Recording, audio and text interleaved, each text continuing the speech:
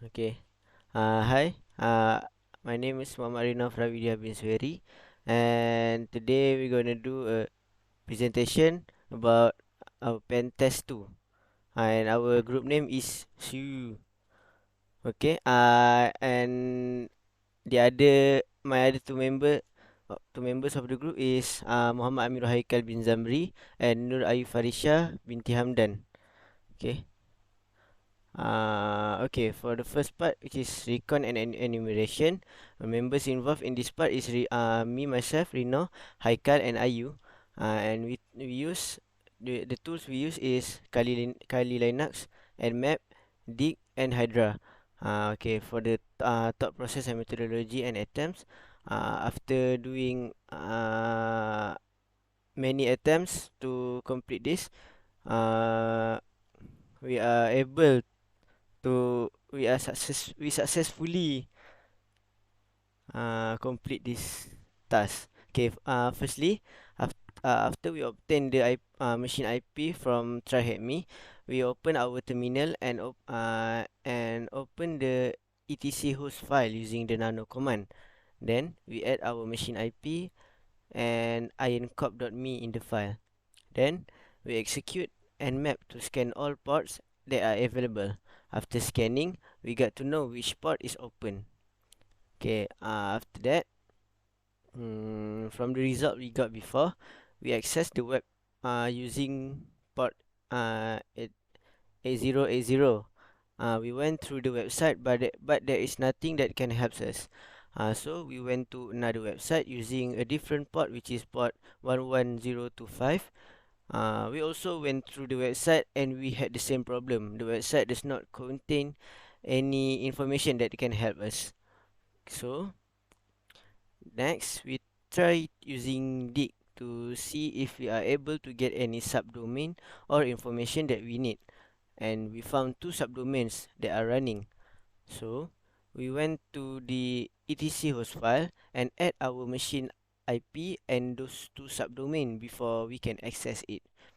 Uh, Next, we went to the first subdomain and we are not able to access it. So we try another subdomain, which is admin. We can access the domain, but it requires a username and password to enter. Then we use Hydra to attack and try any username and password that are valid and accessible. Uh, After that, Hydra gave us the valid username and password to the domain. And then we successfully accessed the admin site. Okay, next.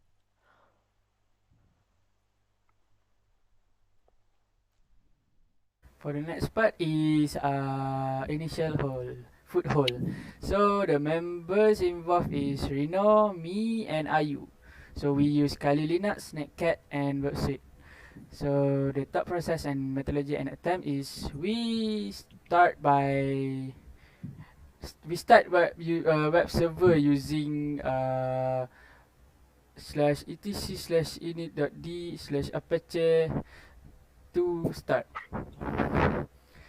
And then, based on what we see, we need to bypass the SSRF filter. We created a text file named hello.txt by using nano command to check the vulnerability of the site.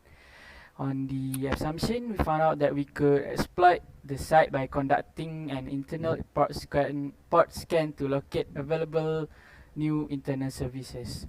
We fill out the subdomain that we found which could not be accessed before. As we can see, the word here is red. So we assume that it is the link. So we open the source code for that page and the word here is a link. Then we copy the link and paste it and we get a username Equinox. After we got the name, we use pipe uh, and dir to get the directory for this attack. So from here we know that we can get in by sending the reverse shell. So the next thing is we create a reverse PowerShell named shell.ps1 and create a netcat listening using the 4545 port.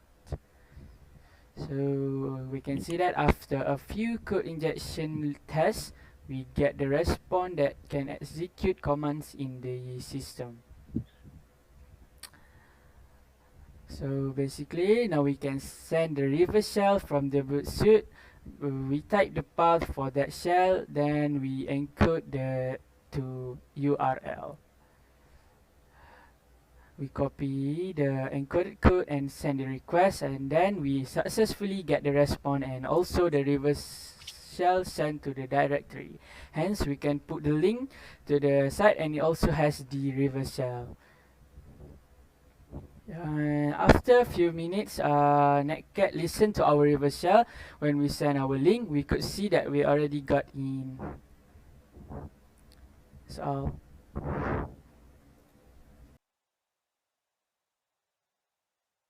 So next is privilege escalation. Members involved is Reno, Haikal, and me.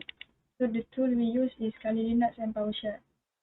So the process is we are on the PowerShell. We list the directory to see if it is right and the directory is right. After that, we go to C drive and list out the directory.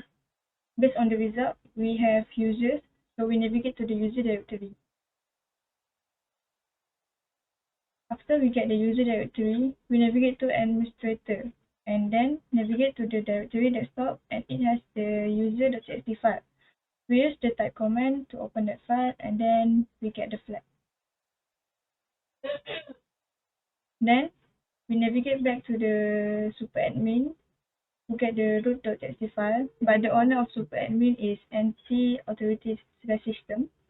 We tried many ways to get in, but it failed, so we decided to get the flag directly with c/user superadmin directory root.txt using the cat command, and that's how we got the flag for root.txt file. And that's all from our group. Thank you.